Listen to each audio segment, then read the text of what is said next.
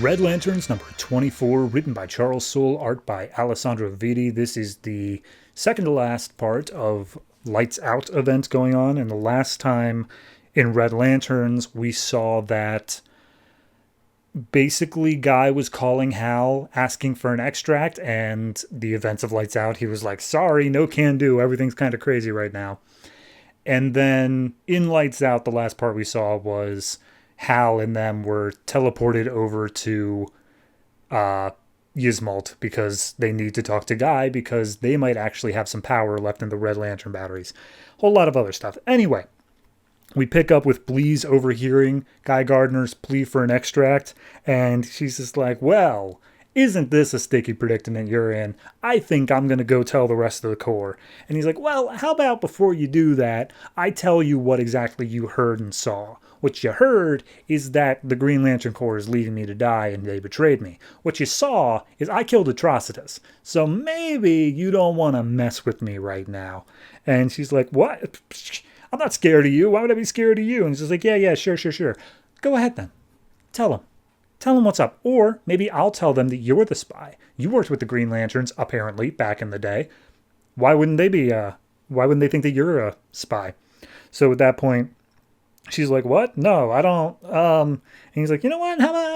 There's a bar on this ship. Let's get everybody together.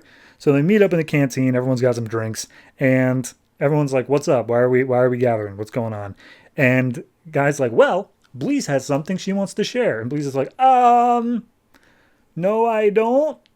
And Guy's like, that's what I thought. What she was going to share is that I was sent here as a spy for the Green Lanterns. And everyone's like, dude, what? Seriously? And he's like, yeah, no, totally. However, screw them. They suck. They abandoned me. I am not with them anymore. I am a Red Lantern through and through. And don't forget, I killed Atrocitus. And what we're going to do, like, Green Lanterns, they don't give a crap about me. We're Red Lanterns only. And then at that moment, Hal Jordan arrives saying, hey, Guy, I showed up here with the entire Green Lantern Corps. We're here to help. And Guy's like, God damn you, Hal. So the other story that was going on was that Atrocitus absorbed the entity of the Red Lanterns, the Butcher, and he's going back to get revenge on Guy. So he's just making his way through space with Dexstar. And then all of a sudden, the Butcher just explodes out of his chest, and Atrocitus is like, Dexstar, please help. Don't let him escape. I need him in order to live. So back on the planet, we see the Red Lanterns start attacking the Green Lanterns. Hal says, hey, whoa, everybody, defensive only. We're not launching any attacks. We're here to help Guy. And so we see Scalox is going after Hal, and Hal calls out for help. And Guy comes up and says, Scalox, back off. And Guy's like, oh, thank you so much. Bam, punches him in the face. And Hal's like, yeah, all right, should have seen that one coming. That's pretty much standard Guy. And they start arguing in the sky, saying like, oh, you abandoned me. I'm not a Green Lantern anymore. And Hal's like, look, if we were ever friends, just understand, I just need to explain what's going on. And Guy's like, all right, fine, make it quick. So he explains the whole relic thing, everything else going on, and how he's ruining everything. And Guy's like, okay, my light's fine. This guy's not doing anything to me. And Hal explains that's the reason we're here, is because your Corps has some weird blood magic thing that gives you extra powers outside of the standard emotional connection. You're the only ones that might be able to actually beat Relic. So we need your help here. And he's like, okay, or we don't help you, the Green Lanterns go extinct and the Red Lanterns live. That seems better. And he's like, no, you don't understand. The entire universe is going to be gone. Dude, this guy is destroying everything. And he's like, all right, fine. But you got to give me something. And he's like, okay, I'll give you whatever. And he's like, all right, cool. So back at the Atrocitus thing. By the way, for the very brief second he had it in him, he called himself the Atrocity Butcher. I guess that's done now because the Butcher manages to completely remove itself from Atrocitus' body. Dexstar's clinging onto its chains. It's like, no, please, go back into Master. He needs you in order to live. Because Atrocitus is now just floating in deep space without anything to protect him. And then Kyle Rayner shows up and he's like, hey, Butcher, I've got all the other entities in me. Why don't you come inside of me? And we see Dexstar's trying to hold back the Butcher from going into Kyle. Atrocitus is pleading for his help. It's a heartfelt scene, and eventually Dexter says, no, I gotta go save my master.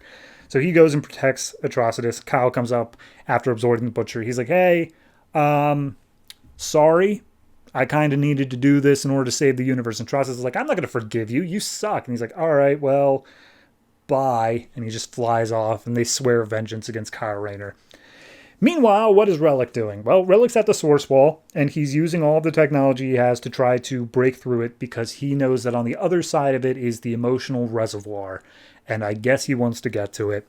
And as he's unable to break through, he gets angry, smashes his machine, and he's like, okay, all right, well, I didn't want to resort to this, but I can use the emotional energy that I harvested already because it's already spent. I may as well just use it, and I'm going to bust through the source wall that way.